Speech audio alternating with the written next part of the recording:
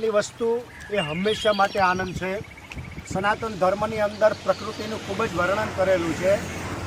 કેટલાક પંથોની અંદર પ્રકૃતિને જળ કહેવામાં આવે છે, તો કેટલાક લોકો એને માયા કહે છે। આવી હીન વિચારધારામાંથી જળ વિચારધારામાંથી બહાર આવવાની જરૂર છે। જ્યારે માનવ છે સમગ્ર પ્રકૃતિને માતા તરીકે સમજતો થશે, ત્યારે તે પ્રકૃતિને પરમાત્મા તરીકે માનતો થશે।